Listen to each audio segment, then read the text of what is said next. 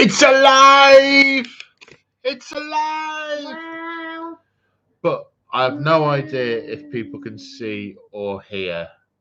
I can. I know you can hear. Oh, wait a minute. Oh, wait a minute. Oh, wait a minute. Oh, it's a good job. Last thing I was looking at weren't porn. What do I do? How do I do it? What do I do? Like that. That'll do it. That could have been embarrassing. Well, why? Mind you, I don't know whether people can hear or see us. No, I have no idea if people can see or hear. Hello. Hello. Hello. Can see and hear. Excellent. Thank you, Big Bad Pizza Gaming. Me too. Scott says no, we can't see it, hear you. However, whether you could see it, hear me or not, it's a fair bet because that's the first thing we always say. Yeah. So, not falling for that. Oh, Kev. Hi, Kev. Nelly thinks somebody's here now. No, I'm just talking. Yeah. Yeah. The dog thinks somebody's arriving through the patio doors. Hello. Oh, yes. We're live on the internet, so I should be saying things. Yes, this is right. What's the problem? Where are you? Scroll up. No, not that bar. That bar. Oh, I'm there. There you are. 2 bars, you see. 2 bars. Yes. So, I would say usual format, because the usual format is a what's been going on hobby-wise, then a ramble about the ramble topic, then Q&A. I think there are some Qs in Discord, by the way. No problemo. I'm on it. Cob on it. And but there's not a ramble subject as such this evening. So the plan is pretty much to start talking and keep going until I run out of steam. You might need to stoke the boiler by asking questions, and the wonderful Crimson will curate and feed me the questions as and when I start to run out of stuff. So what has been going on of recent lately? So you see, I'm now worried that starting to talk about what's been happening recently is going to use up my random ramble info, and the two will bleed into each other. It's a risk, but I think I'm just gonna have to take it. In fact, Crimson, you might be better to start with what you've done recently, because I think mine might end up morphing into. I'll let yours morph then, because I'll do my little update later. All right, okay, like Tony Hart, let it morph. Yeah. What sound did Morph used to make? Didn't make any noise. No, that's the Weeble. Or a Moomin. That's a Moomin. Oh dear.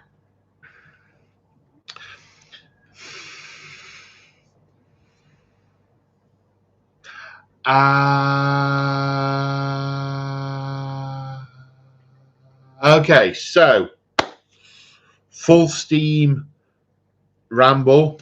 What has been going on recently? Well, there's 3 recent world hobby things in my plane of existence. There's recent AOS stuff, there's recent old world stuff, and recent 40k stuff.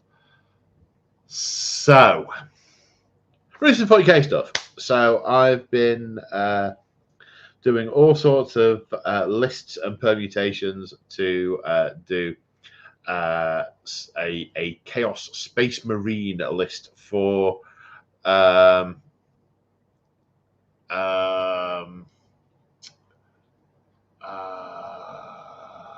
for the return to the in the run up to the return of the Crimson Ribbon event, because I will have an army in case the numbers are odd. If the numbers are uneven, then I will play. If the numbers are even, no need for me to play, but need to have an army. And I've been trying to work out, and I rambled a bit about this last time, and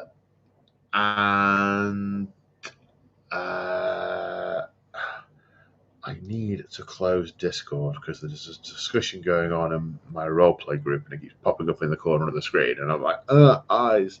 I like that all the time on Teams meetings at work. I'm talking about one thing and then someone will pop something up. As the such and such be such and such. And I'm like, brain, context.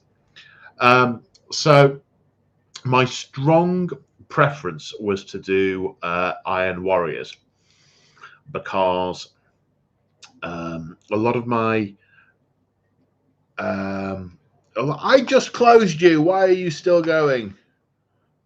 Right, hang on. Not unpin from taskbar. Maybe I can stop. One minute. I just need to make Discord go away. Task manager, Discord. End? Can I end Discord? End Discord. There are 6 Discord sessions running. End task. Go away, Discord. You're drunk. Right. So yeah, looking at Iron Warriors, because I thought, well, I could try and do a bit of a dual purpose thingy where because a lot of my Iron Warriors I had done without Chaos and Iconography, and they are older minis, and they're very much similar to the Mark IV Heresy Marines, similar scale, and I'd done them all with Forge World Iron Warrior heads. So I thought, well, if I do that some more, then if I build it in a certain way, then I can pivot it to be a heresy army afterwards. So I'm like, clever. Because a number of the vehicles, the Mark II Rhino chassis, two or three, the Mark II Rhino chassis was in service at the Heresy, but it was increasingly used in the Scouring afterwards. So the sort of 40k era vehicles have a legitimate narrative place in a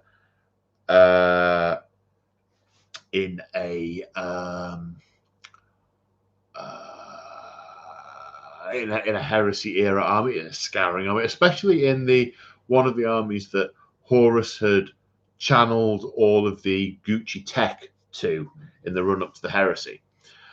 And so I thought, wow, I can do a bunch of things that are going to work for both. So I thought, wow, I can do a Siege Breaker as a Chaos Lord, because they both have hammers, and yeah, that could work. And then I got my Iron Warriors out of storage, and I looked, and I'm like, oh, these are all in the wrong base sizes, and all the heroes I wanted to use, I would have to paint. And then I counted up how many sort of plain bolter minis I had, and I'm like, right, I need to make this up to units of 10 legionaries, and I can't use these things anymore, and I've got 2 of these and need to swap these around and do extra. Long story short, I worked out that the hobby load to convert the Iron Warriors to usable was going to be quite intensive. So I say intensive in the time available, because I want to have the army together and ready for a game that I'm filming beforehand, which is sort of even parts, get my hand back into 40k, practice the army, and so on. And that's in about 4 weeks' time. And I'm like, What can I do with my Night Lords? So I look to the Night Lords and I'm like, yeah, these are all on the right size bases. Yeah, okay, I can't use that anymore. I can't use that anymore. But if I juggle these things around, do I have a list?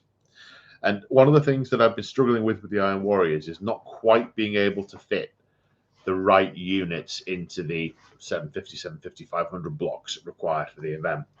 And so I played around with the Night Lords, and they all fitted really neatly into the different blocks, and they were all on the right size bases. And I'm like,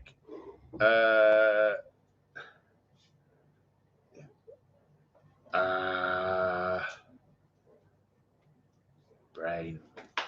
And so yeah, so basically, I'm going to go Night Lords because there's no additional hobby to do, and I can just use those. And I did really enjoy them the first time round, and oh, are you all right? What are you doing? The co-pilot's rolling across the floor. Sorry. Oh, Is thermoregulation an issue? It's quite warm in here. We've got a fan on the desk. No, it's not. It's a customer. It's just people not wanting to pay what you ask them to pay. But no, never mind. Ignore me. Ah, right. Okay.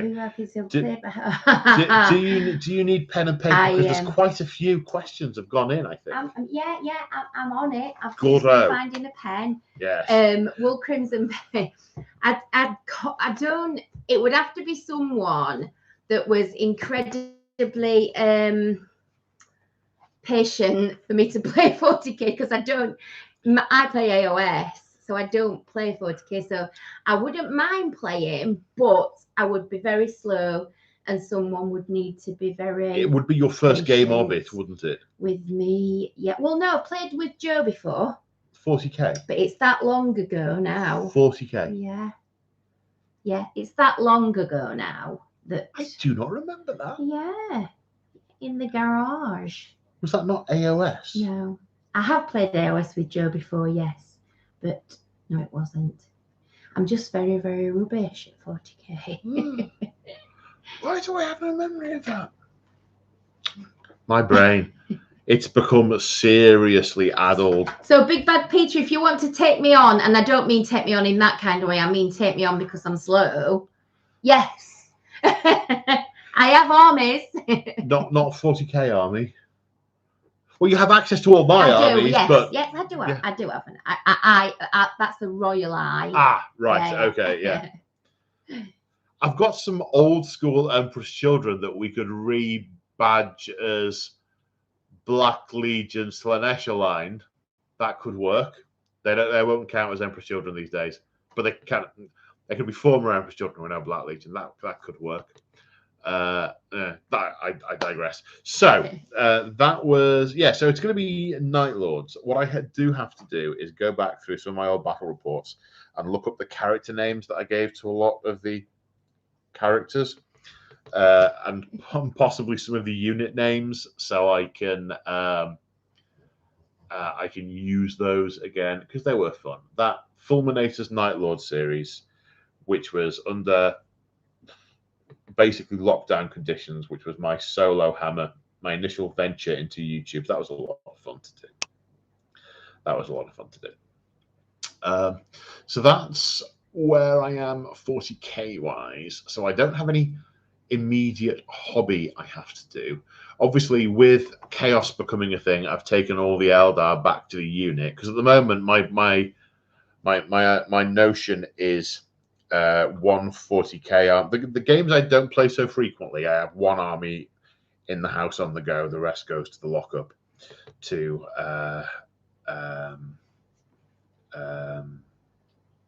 because you basically can't live with it all. Space issues. There's no space issues. That's the most understated thing you've said today. Space issues. Anyway. There's a lot. So that's the 40k hobby state of the nation. From an AOS point of view, there's been quite a bit of AOS going on. Now I can play that. Well, you haven't played 4th edition AOS. No, I haven't. You play 3rd edition. To be fair, it's not that different. Well, then it's all right. It's just not as much fun for me.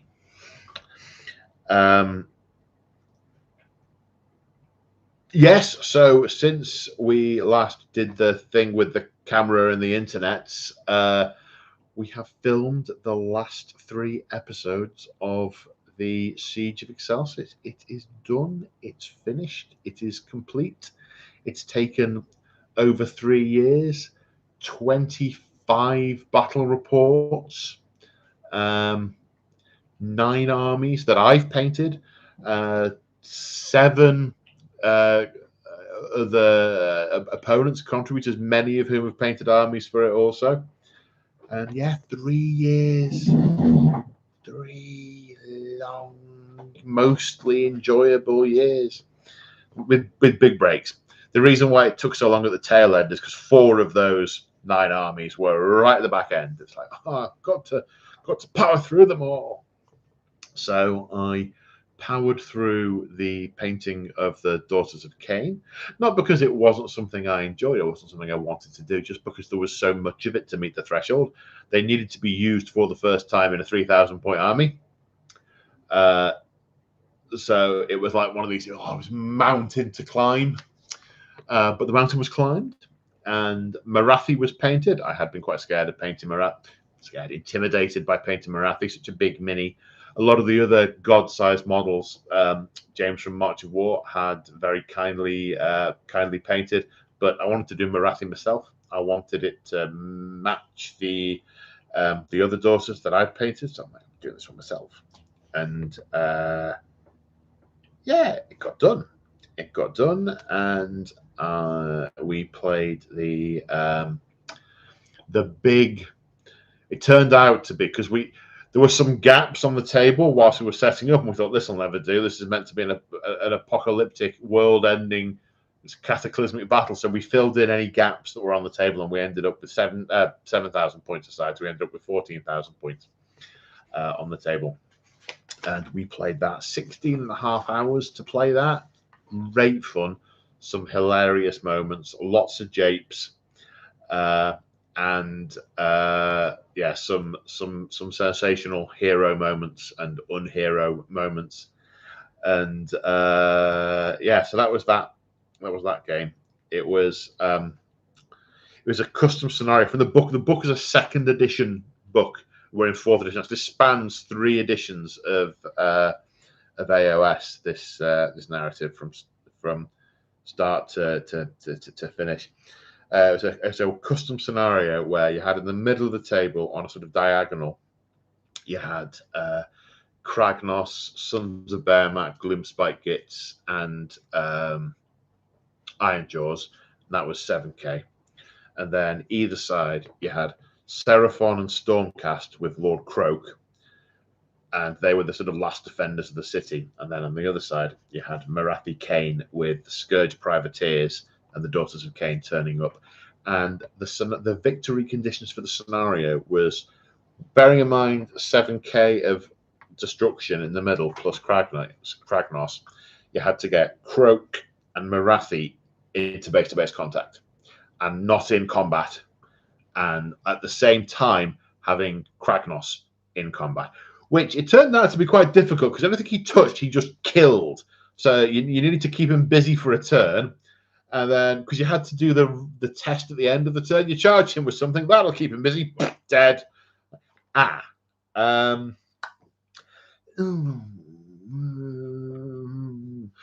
that was a challenge. Lots of fun.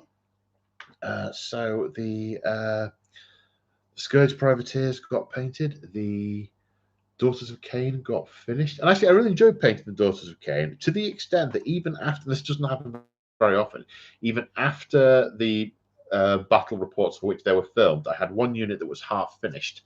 And normally I can't, just because of my butterfly puppy-like enthusiasm, like a butter puppy or a flutter bee. Yeah, butterfly puppy cross. Think of like a golden retriever with. Anyway. Wait a minute. I'm reading this. What are you reading? Who is Crimson? Who is Crimson? So what you can Put a pin in that. See, so you can see from the colour of the text, this is a subscriber rather than a channel member. Now, most of the stuff that you're in is channel member stuff. Oh, it's all channel members. Yes, so that would be why. That would be why that they haven't had much exposure to you, if I can use that I'm turn not of phrase. exposing anything to anybody. Thank you very much. Well, quite. In which case, I better not turn the camera that way. Well, yeah. Yes. So. Tell me when you're ready for some questions. I will do. I'll get to the end of the AOS bit, then go for it. You can question me. And yeah, so normally I'm super puppy butterfly keen to move on to the next project, and there were quite a few things that were part way through because I tend to paint in big batches, and then as time gets constrained, I deprioritize stuff I've already spent quite a while on, and they go in a box for another 5 years till I come back to the army. Ironic, really, for those of you who are familiar with agile software development, that's what I do for a living. But I paint my armies waterfall, which super ironic if that's something that you know about. But there was this one unit. It was on my desk. I was partway through. I'd nearly got them finished for the big game. But I didn't. I had to. What did I have to prioritize? I had to prioritize something else. Whatever it was, I can't remember. My memory, terrible, abysmal, appalling, awful. I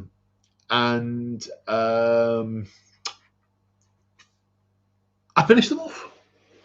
Because one of the I really enjoyed doing that was Doomfire Warlocks, and in doing so, that made the spearhead for Daughters of Cain complete. So that when it's the off season and Crimson and I get more time, we can play some games with Spearhead. Now that we've got a Daughters of Cain Spearhead, but everything's super busy with Crimson's work at the moment, which I'm sure she will tell you about later.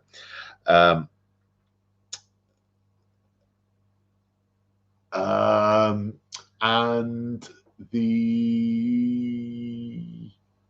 my brain just crashed. Blue screen of death. On the ways up? No. Wheels on the bus? No. They're square. No. Oh. No. Can't I sing it? No. Oh, you're so mean. I am. It's my defining characteristic. You'll draw on my arm next. No, I'm not. I'm not wasting my ink. It's my pen. Not anymore. Damn. I'm not going to explode. I'm still talking.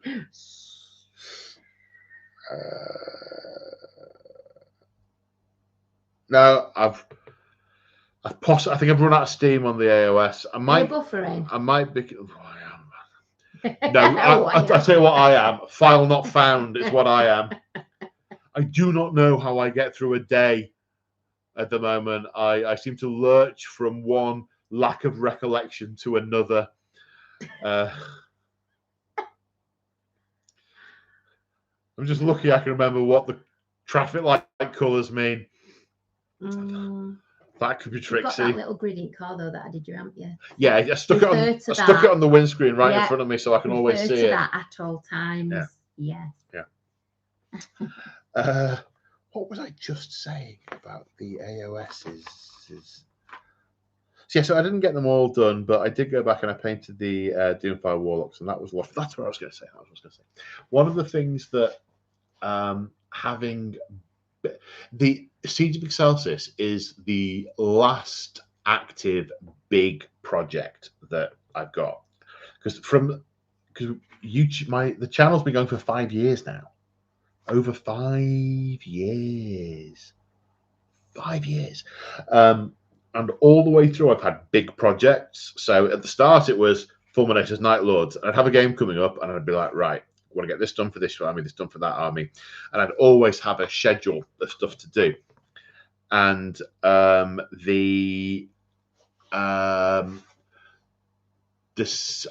like having targets. I like getting stuff done for a particular game. It helps motivate me. But with the Siege of Excelsis, what I had was a spreadsheet of each of the games and the units I had to paint for that game. So because I like following my muse, when my muse has gone elsewhere, it's been very difficult to make progress on that in the meantime. And that's always been in the back of my mind that, what am I going to do? And the dilemma, it's often been, right, what should I do towards my project, or should I do something else random?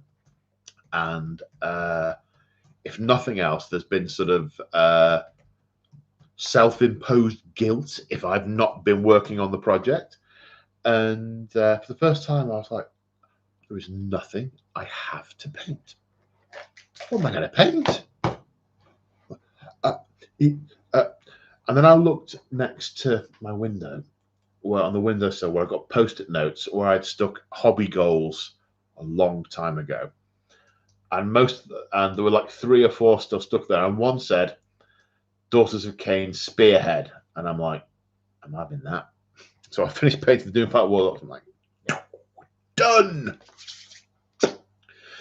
And then one next to it said 1,000 points for Yand and Eldar. And I'm like, another time. Okay. Question me. Okay. C.R. Smith says, how many years have you been working on that beard? It's a magnificent beard. It's a question. I started growing the beard when I was 3. 23, 24. At one point in time, I shaved it off a couple of years after that, but grew it straight back.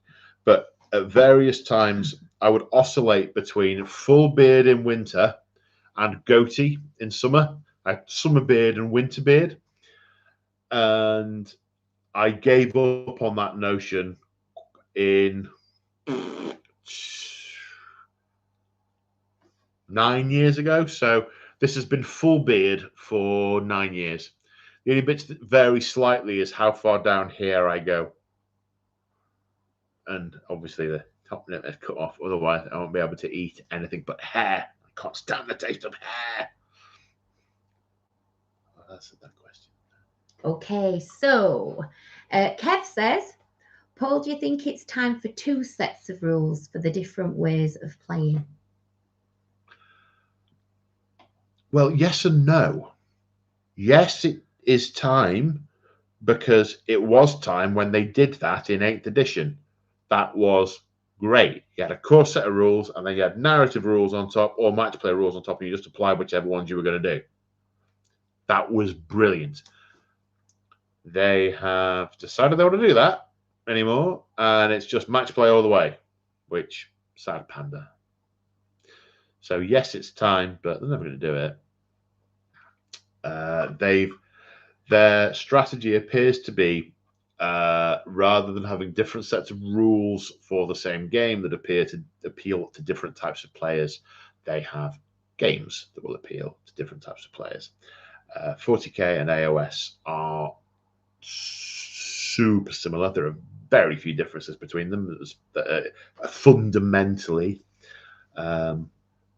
ironically, when 8th edition came along, I was saying to myself, oh, please don't AOS 40k, because I was still seething from the loss of Fantasy Battle, and the early AOS had some real problems. And I'm like, please don't turn 40k into AOS. Please don't turn 40k into AOS. And they did 8th edition, and I quite liked 8th edition. There were things I wasn't as keen on, but I did quite like it. And then when they were coming up to 4th edition of AOS, I was saying, please don't 40k AOS. Please don't 40k AOS. because the 40k had gone. So in the 8th edition, that sort of time was all about the simplistic stripped down rules. But then the later editions were all about the objective control, secondary objectives, control 1, control 2, control more than your opponent, the cutting off the peaks and troughs in the gameplay, all being about attrition and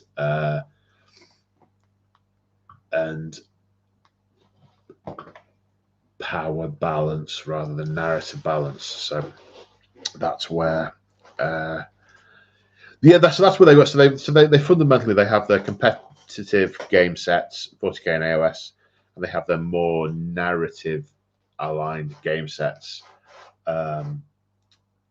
Heresy and the Old World. But the direction of travel seems to be more and more that they see to an extent, they've sort of moved a bit this way with Heresy, but not like totally this way, where they've gone, oh, this is popular. Maybe we can make it more popular by making it more competitive. And yeah, it's one of the reasons I haven't played much or any Heresy 3rd Ed, mainly because there are so many changes to the rules. I have to relearn it, and I have to totally rebuild my favorite army because it's not a legal pickable army anymore. There's a lot of hobby in that, so it's a hill to climb. And they will likely do that with Old World, and I will be incredibly sad, but that is why I am hammering Old World at the moment, because I love it and I just want to play it and play it and play it and play it and play it until I break it. And then at that point, my muse may change and I will go in a different direction. Quick break for Diet Coke. Still no sponsorship. Just because I've not got the logo on anymore.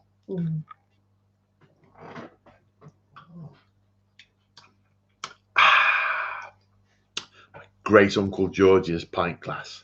One of. Just a piece of useless information for you there. Question.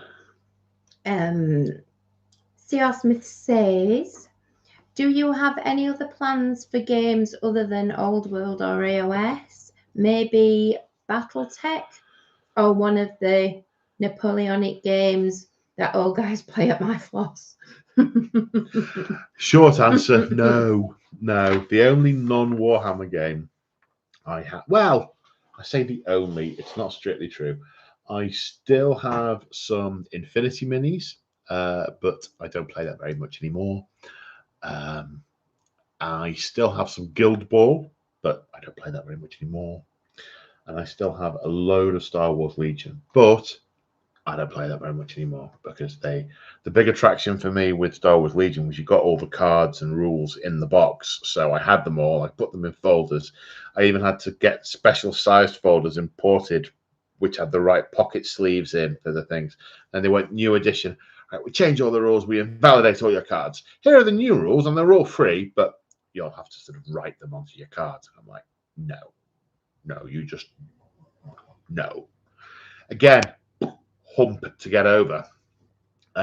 Go back at some point, I am sure, but no, the historical stuff doesn't particularly appeal to me because I would feel I have trouble with the history and the narrative of fantasy fictional games. Historical would really mess with my mind. I'm like, but that didn't happen. You got shot there.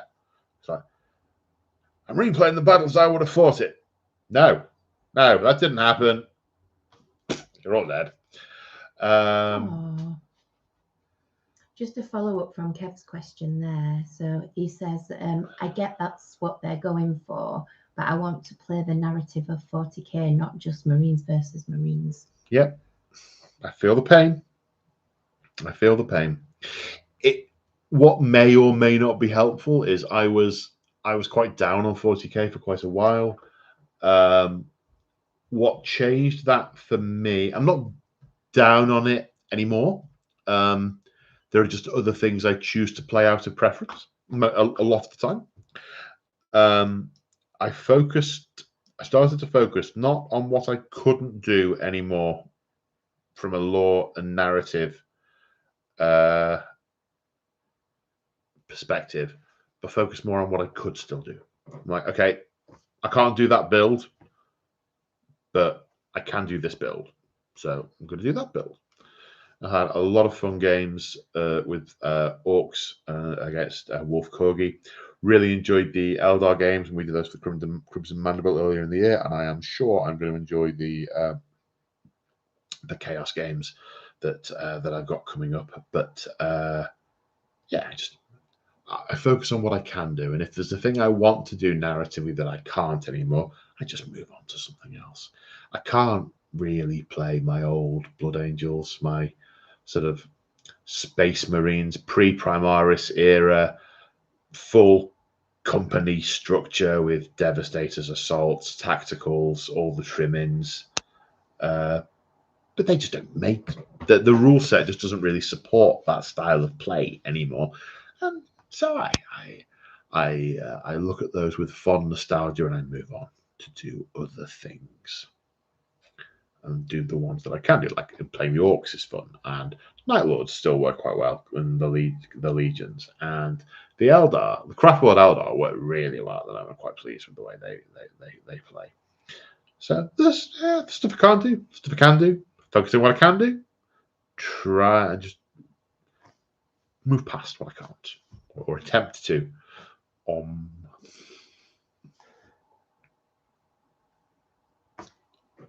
Scott simply says, Chaos Space Marines are the best. Scott is in no way biased. He also says he's bringing a Chaos army. It almost makes him want to bring an Imperial army to get a chance to play him. Well, it all depends what the player mix is like, because Chaos. I just bring them. I'd just bring them, wouldn't you? Wouldn't you say? Well, it affects the game matching. Of course it does, because we've got to do that beforehand. Yeah. Obviously, there will be tweaks on the day, because there will always I can't tweak it that much, though. Maybe, but one of our key things is to avoid people playing each other twice. We weren't able to do that last time. We had one pair had to play each other again, and we were. Yeah, we kind of because our events that we do, we like to rotate people, so they're playing different people, they're playing on different terrain, different tables, so everybody gets a chance to play everybody else, and it just seems to work really well. But sometimes because there's so many games people may play somebody again. Unfortunately, there was an odd permutation last time. We could not make it work because we had to change mid sequence, so we couldn't affect what had already been played, and we were constrained by what was left.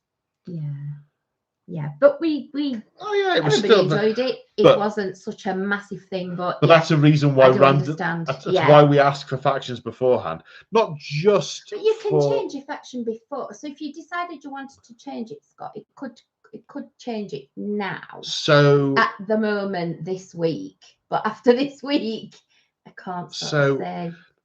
It can. So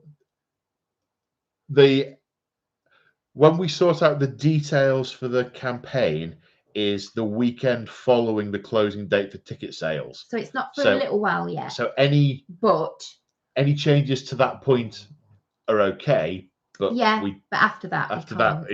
So if you did want to change your mind, Scott, is what I'm saying. If you did want to change your mind, lovely, and you wanted to swap, just send me an email and let me know. And we can swap it for you. But Scott's always like that. You're always like that, Scott. You're like, shall I play them? Shall I not play them? Shall I play them? So, but if you want to change, just let me know. And the other thing, what's happening now? Is the power on your laptop? Is it charging? No, it isn't. No, there's no power. No, mine's not charging. Either. Because mine's not plugged in properly. What's Floss? Friendly local gaming store. Ah, so local gaming store as opposed to a Games Workshop shop. So tabletop events would be floss. No, it's a G. Oh, is it a G? That's a G. Oh, that's because there's a little bit of stuff on my screen. So tabletop events would be a friendly local gaming store. Oh, right. Okay, I did not know that. Learn something new every day. The other thing we do when we write the stories is we take account of what people are playing. So if, I don't know, for instance, a bunch of people have turned up coming with Imperial Fists, then we might weave some Imperial Fist specific stuff into the narrative. If we know we've got a load of Alpha Legion players, we might do something Alpha Legion specific in the narrative. So knowing what people, that's one of the reasons we ask for who's playing what, so we can put those little touches in. They're sort of, typically we have the games have got like a main mission, maybe with some random effects, and there's normally some kind of side objective to try and achieve, and those often depend on what faction you're playing, and we try to tailor those as much as we can. Yeah. Jeremy says, "Hi Paul, it's been a while." I'll take it you know. Yo. Jeremy Blankenship has been a subscriber for many years. He's many years. Yeah, and I think a number of people are possibly on watching Winter's live stream and popping over to say hi. Oh, that's nice. Hi. And Teutonic Knight says, "Did you settle for Night Lords or someone else?" Night Lords. Settled for the Night Lords. He also says, what detachment are you planning to run the Night Lords in? Scary one. The one that affects the leadership and the one that preys on their weak. The one that's got pictures of Night Lords on it. I don't care if it's useless. It's fun. It's going to be fun. Just for that one time, I can sort of go, you've failed your battle shock test. Technically, it doesn't mean you've run away and I've butchered you, but now you can't hold this objective because you're scared. Scared of me, Marines. Scared. Or something like that. It's those moments. And I think there's one where my Raptor Lord can undeep strike and then re-deep strike. So I think there's an enhancement that lets them go sort of pum pum pum pum. How's it go? Pum pum pum pum pum. Raw. Oh. Yeah. Okay. So fair enough. It's gonna be fun. With a capital Fun. C.R. Smith also says, "Can't you use some Daughters of Cain models as Drakari witches?" Yeah, I guess there's no reason not to use the Daughters of Cain as Drakari witches. I do already have Drakari witches, and I'm not playing Drakari at the moment, but because I've got so many armies and they all need work, because my thing has been to get into an army and plan out a list and build the list and paint the list and then plan out the next 3,000 points and buy it and build it and then move on to another army. So I've got lots of one list armies with lots of other stuff built, and Drakari is one of those. And because of how I've done it, there's like that one list is a little bit Coven, a little bit Cabal, and a little bit Cult. And I'm like, yeah, but I want to do enough for a whole Cult, enough for a whole Cabal, and enough for a whole Coven. And then I can pick and choose and match and stuff. I wouldn't sort of, and they follow the paint schemes of some of the narrative Coven Cabal cults in the book, whose names I can't remember off the top of my head. And I wouldn't sort of go, these are random witches that I'm using as witches. I mean, to give you an idea, my Ynnari army preceded my Drakari army, and the color scheme for the witch cult in my Drakari army is identical to the color scheme for the witches in the Inari army, except for one of them has light blue hair, the other of them has grey hair. And so I did buy, build, and collect an entirely different army just for the color of hair difference. So there's that. I'm not right. I'm not right. Okay, Chitonic 992, member 54 months, used his member chat. Have you ever thought about playing older editions of 40k Heresy, AOS, etc. on the channel? Also, for Dread Talons, I recommend using counts as Harken. I do think about it, but I rarely do it because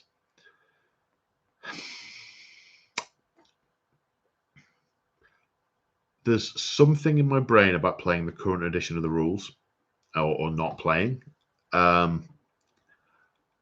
There's another thing about it being hard enough to keep one rule set in my head. Never mind multiple versions of the same rule set in my head. Now, it's not so bad if you're talking the difference between 2nd ed 40k and 8th ed 40k, but when you're talking the difference between 7th and 6th and 7th 40k, geez, there's no way I could do that.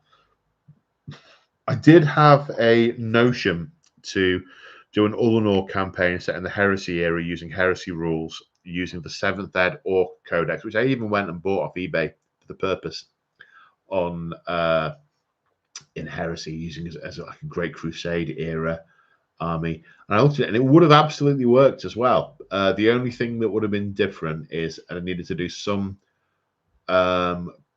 rules conversion for some of the dreads and killer counts in the Orc army because they had armor values rather than toughness and wounds. But I'd have just said this one is whatever. If this one is the same as a Contemptor and this one is the same as a Sentinel or whatever or something, I'd done something to equivalate them, and they were pretty usable. Not now though. 3rd ed Heresy is sufficiently different to make that a much more difficult port.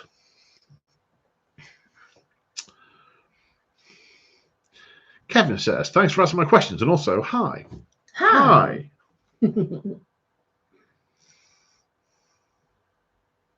Question, or should I return to my ramble? Discord, Big Bad Peter Gaming, what do you think of Christmas boxes coming out? Which 2 armies would you see in box sets for 11th edition, and how goes the Chaos Army? Okay, so how goes the Chaos Army we covered earlier? Yep. What do I think of the Christmas box sets? The ones I glanced at them to see if my FOMO kicked in on any of them, and thankfully it didn't. Good. So, yay. I mean, it mainly didn't because I've already got most of the stuff. No. Yeah. The ones I remember what were the 40k Christmas box sets? Oh, there was a Salamander one and an Iron Hands one. They were all right. They were fine. They were Primaris. And I find it increasingly difficult to be enthusiastic about Primaris Marines, not because I don't like the lore or the scale, because they haven't put a narrative, they haven't put an army building framework around them. Like from the old days, this is a company, 6 tactical, 2 assault, 2 devastator with 3 dreadnoughts, company command.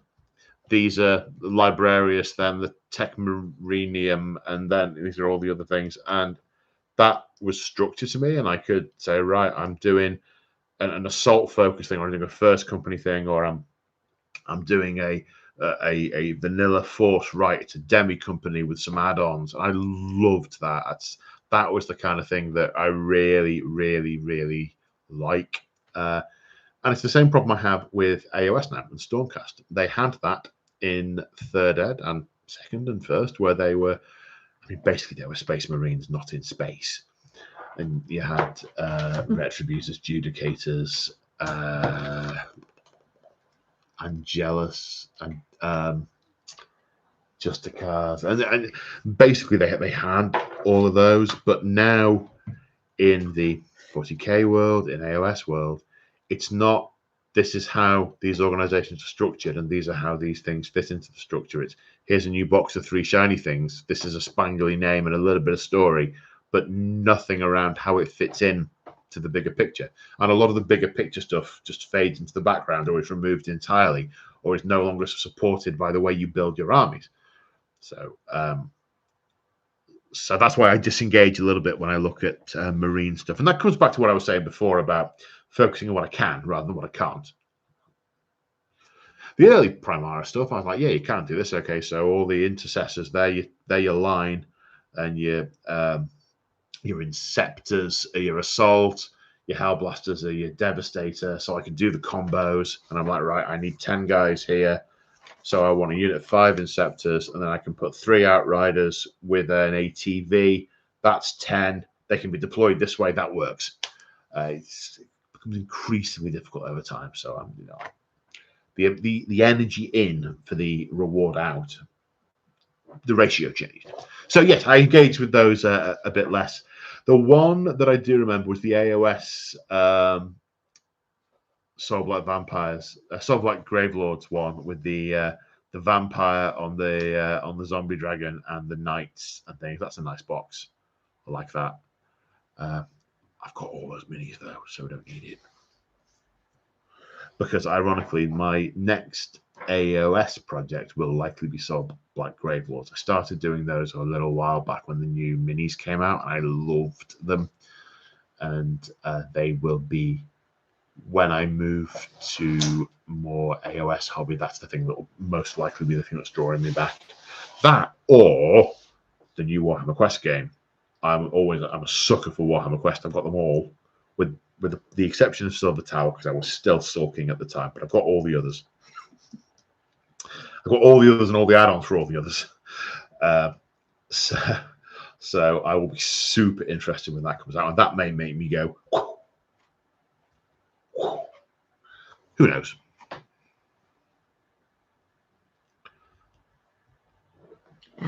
Should I ramble? Okay, I've only got a bit more ramble in me. So there's the other stuff I've been doing on Old World. So I came back to but I've got a game coming up this Friday.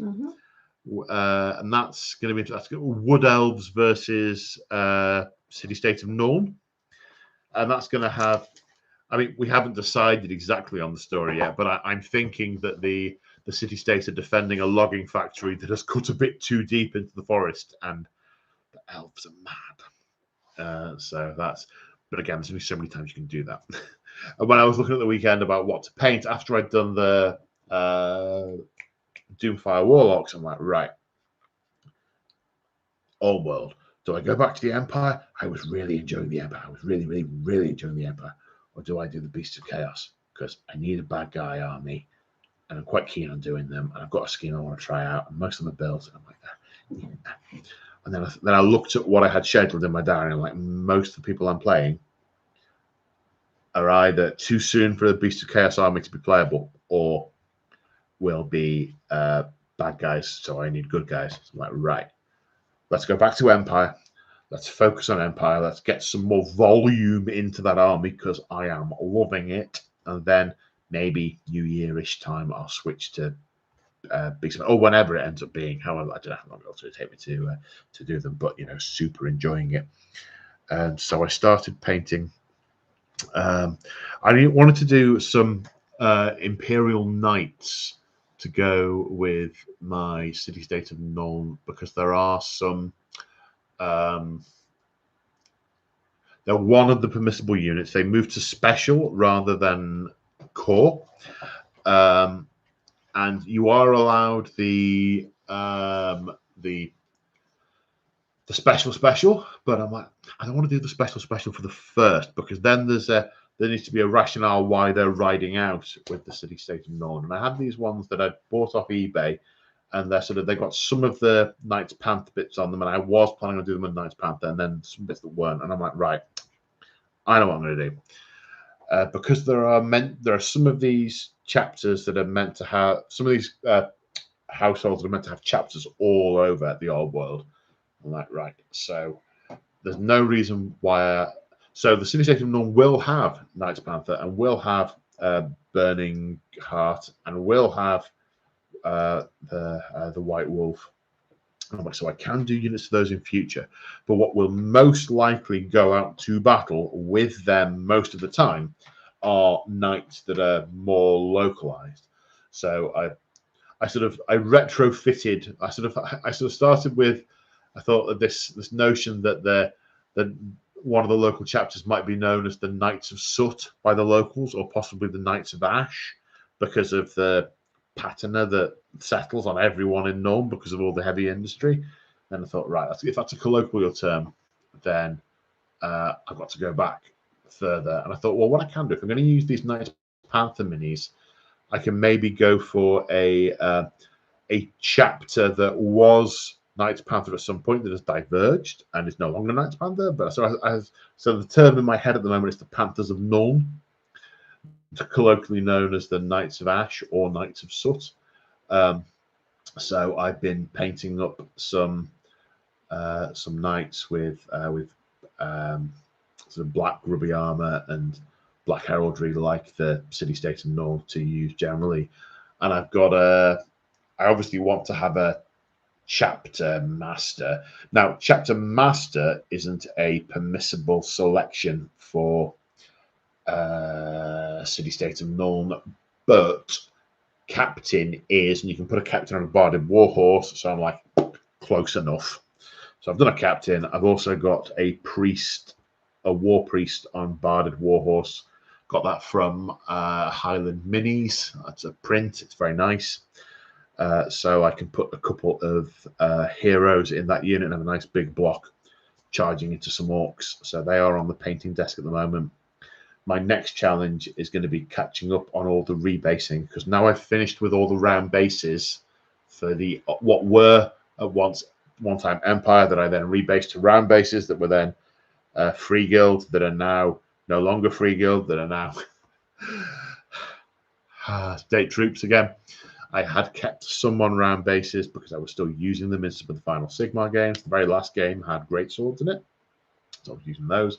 That game that won't be needed after that point. So now so as well as doing those knights, I've got a rebasing exercise to get the other squares into circles. So I've got those conversion trays to put the circle bases in to move them around, and they're great.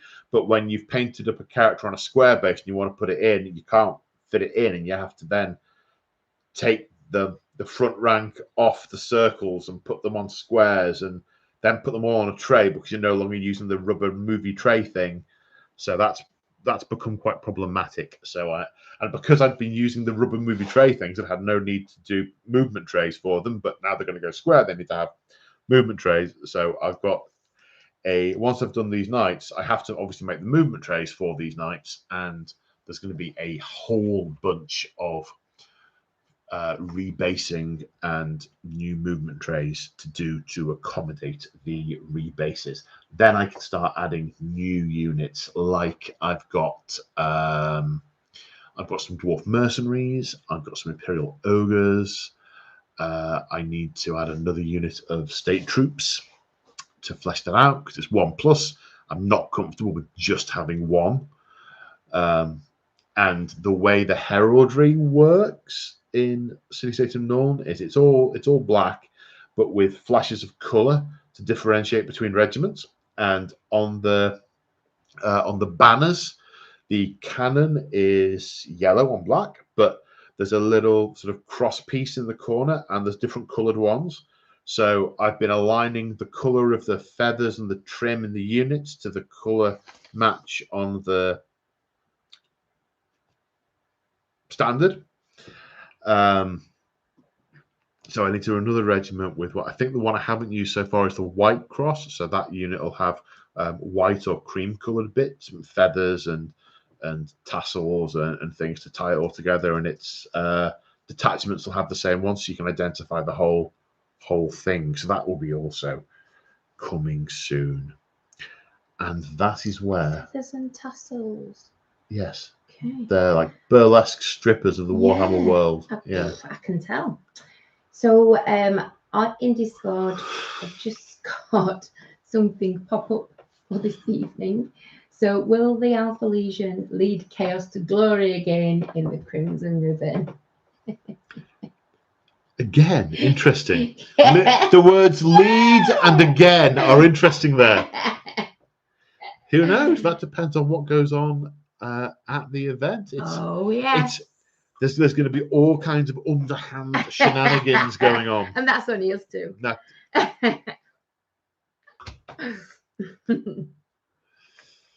Yes, there are some surprises. Yes. That leads me very well into.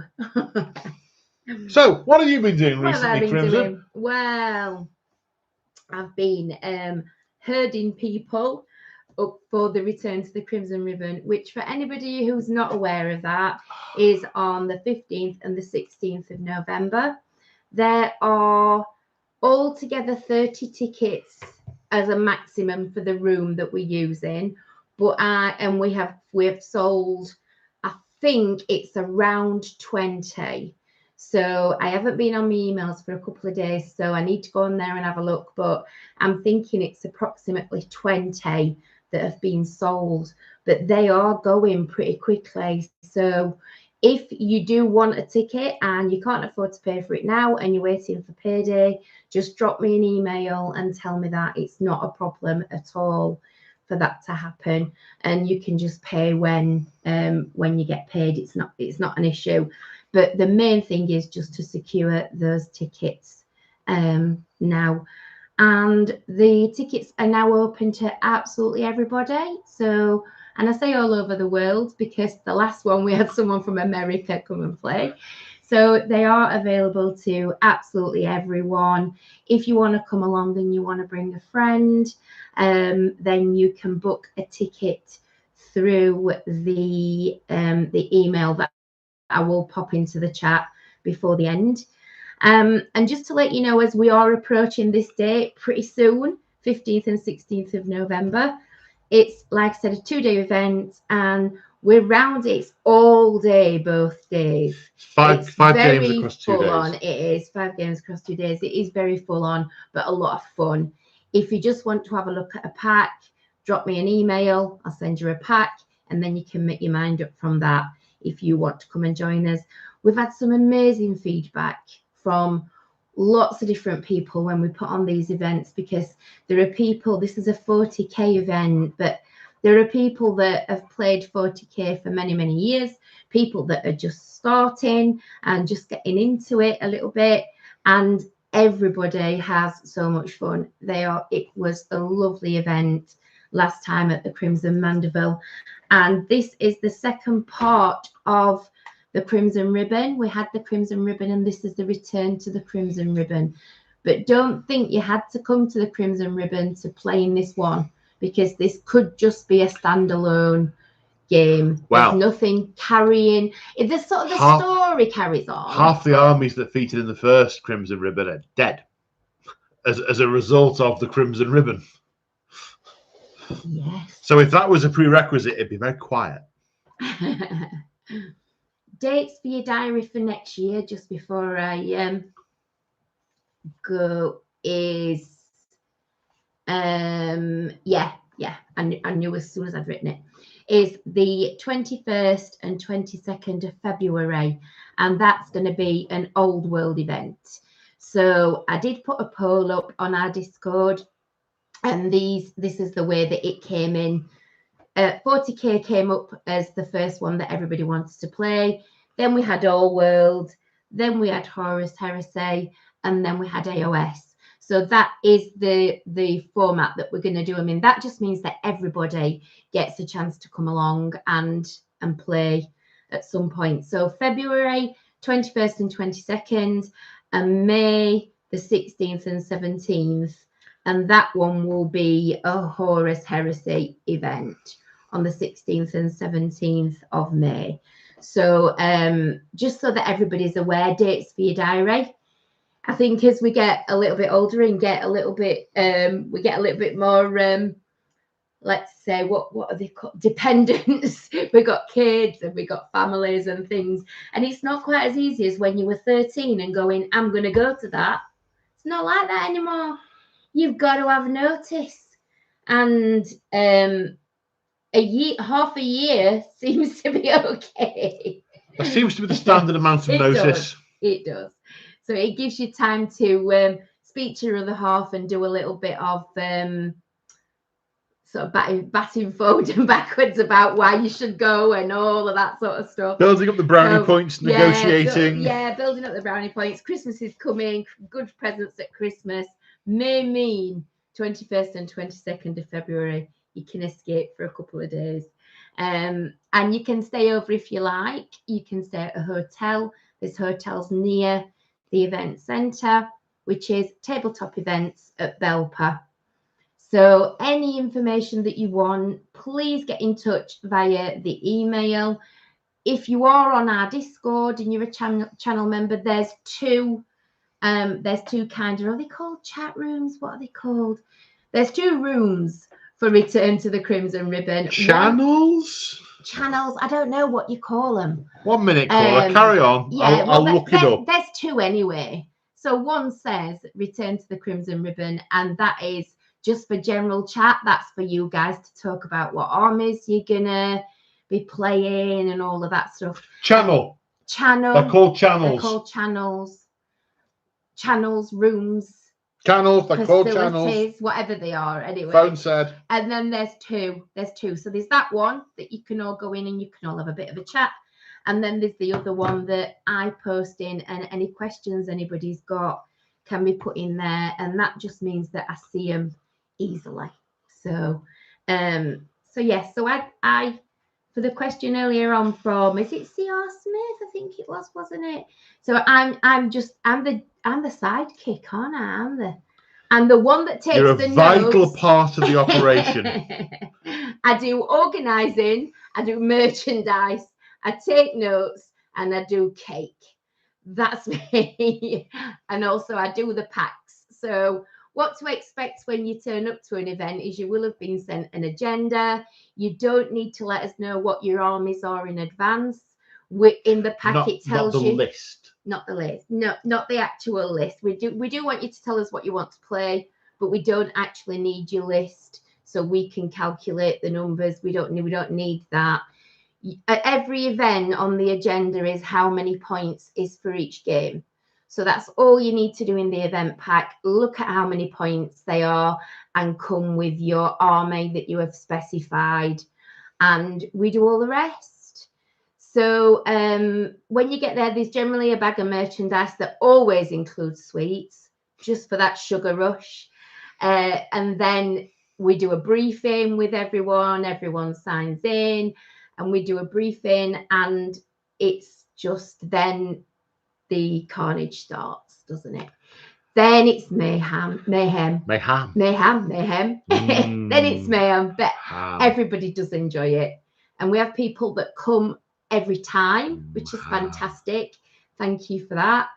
But then we also have people that have never been before, and they are very, very welcome to join us and just fit right in. Just fit right in. So that's us and what we're doing. And if you're not on our Discord, but you are on Winter's Discord, there is now a channel on his Discord where we can post our events. So if you've not got our Discord and you want the details of things or the contact info, you can check that out. Isn't that right? I'm just putting this into here. You can do, but you might get spam, because that will be your email address posted on a public-y type thing. How else would we put that on there? Well, yeah, I guess. It's gone. Have it. It's gone. Payment for the tickets, if you decide you want a ticket, can be done straight away. But like I say, don't worry if it's a couple of weeks till payday, or we are all human and all know what it's like when you've not got. Am I a real boy? No. Oh. No. So we all know what it's like when you've not got quite enough. So yeah. In the description box of the vid, Kev says. In the description box. Is it? Oh, that might, yeah. That can happen. Yeah. Thanks, Kev. We'll do that after. Yeah, thank you for that. So you pay via PayPal or via Bax transfer, whichever is easy for you. And that's it. You just turn up, you follow your agenda, and you have loads of fun. And then on a Sunday night, we all go and lay down in a very dark room and wonder what the heck has just happened. Yeah, I need to. Now I have a permanent job. I need to book the Monday off work.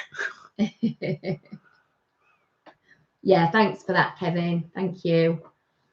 But also, equally, it's free to come and watch.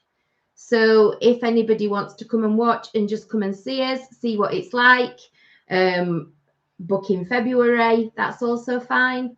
I can take bookings for February now. I will put the dates into Discord. I can take those now. Obviously, you can't have an event pack because we're nowhere near that at this moment in time. But I can put your name down for a ticket. There'll be 30 tickets again next time because we do book the entire room. So we booked the entire room out. The only people in the room apart from us are the little budding 40Kers. So they have a little group that comes in. They're all under, I think it's under 10s. And they were so well behaved last time. But it was quite nice because they come in and play in the corner. And we have said that's all right. So we want to encourage that as much as possible. But what was nice last time is they were speaking to our channel members and our guys that were at the event as well. So that was really lovely that they were joining in. And I gave them cake. That was it. So yeah, that's everything from me. Thank you. Apologies if I haven't got back to you via email.